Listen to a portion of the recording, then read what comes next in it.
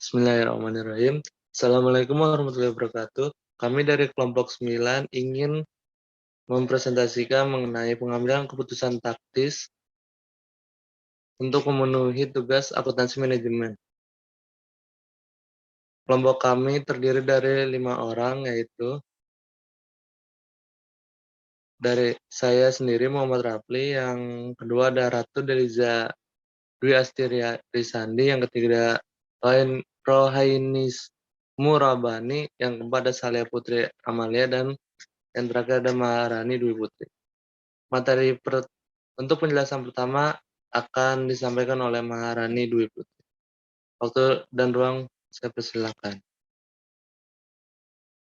Ya, di sini ada definisi pengambilan keputusan taktis. Pengambilan keputusan taktis terdiri atas pemilihan di antara berbagai alternatif dengan hasil yang langsung atau terbatas. Tujuan keseluruhan dari pengambilan keputusan strategis adalah memilih strategi alternatif sehingga keunggulan bersaing jangka panjang dapat tercapai.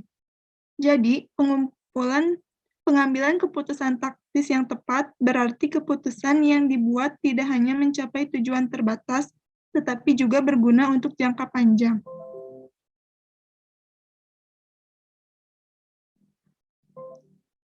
Model pengambilan keputusan taktis.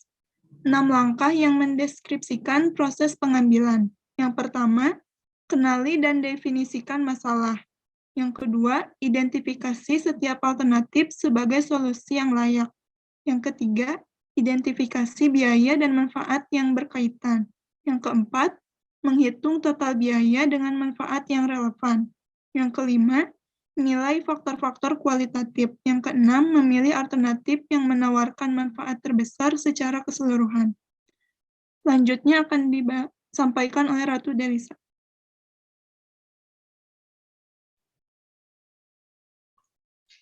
Etika dalam pengambilan keputusan taktis. Dalam pengambilan keputusan taktis, masalah etika selalu berkaitan dengan cara keputusan diimplementasikan dan kemungkinan pengorbanan sasaran jangka panjang untuk hasil jangka pendek.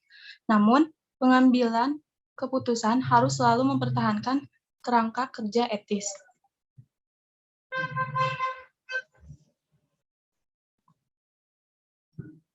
Lalu ada konsep keputusan taktis dapat digunakan dalam berbagai skenario pembuatan keputusan.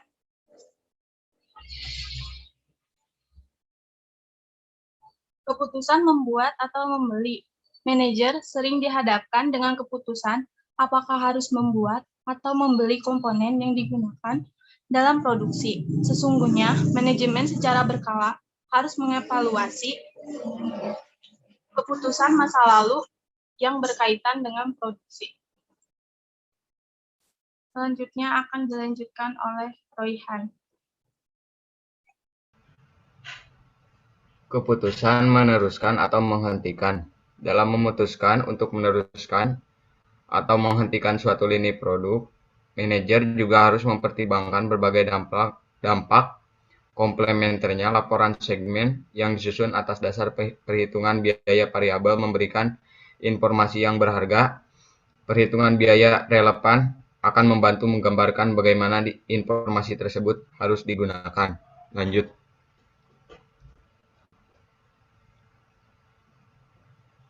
Selanjutnya ada keputusan bauran produk. Setiap bauran produk mencerminkan suatu alternatif yang mengandung tingkat laba yang terkait.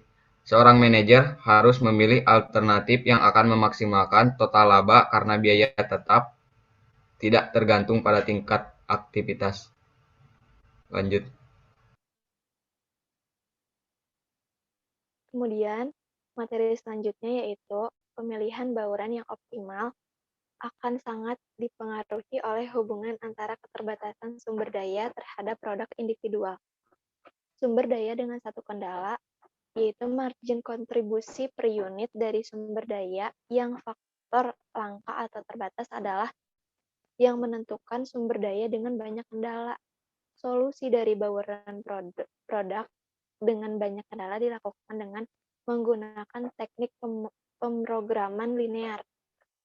Next. Penetapan harga. Yang pertama, penetapan harga berdasarkan biaya. Kemudian, perhitungan biaya target dan penetapan harga. Terus ada aspek hukum dari penetapan harga. Yang selanjutnya itu ada keadilan dan penetapan harga. Next. Penetapan harga berdasarkan biaya. Pendapatan harus menutup biaya perusahaan untuk menghasilkan laba. Banyak perusahaan menetapkan biaya dalam bentuk harga terlebih dahulu.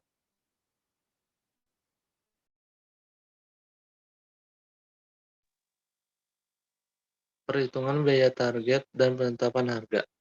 Perhitungan biaya target dapat digunakan paling efektif pada tahap desain dan pengembangan siklus hidup produk agar dapat diketahui biaya target yang akan ditentukan. Selanjutnya, aspek hukum dan penetapan harga. Yang pertama, penetapan harga predator, yaitu menetapkan harga lebih rendah untuk merugikan pesaing.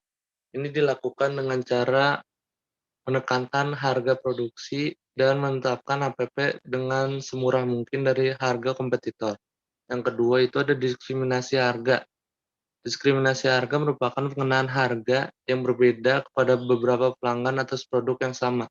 Jadi diskriminasi harga ini tuh contohnya kayak misalnya menjual barang kepada orang yang membeli menggunakan mobil berbeda harga dengan yang membeli menggunakan motor. Next, selanjutnya ada keadilan dan penetapan harga. Standar masyarakat mengenai keadilan memiliki dampak penting terhadap harga. Eksploitasi harga yang dikatakan terjadi ketika pengusaha dengan kekuatan pasar menghargai produknya sangat tinggi. Next,